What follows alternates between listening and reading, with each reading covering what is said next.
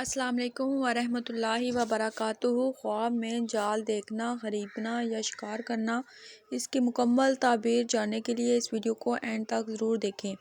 اور اگر اس سے پہلے آپ نے میرے چینل بشی ٹی وی کو سبسکرائب نہیں کیا تو میرے چینل کو سبسکرائب کریں اور بیل آئیکن کو ضرور پریس کریں تاکہ میری ہر آنے والی نئی ویڈیو آپ سب سے پہلے دیکھ سکیں۔ خواب میں جال دیکھنا مکر اور ہیلا ہے۔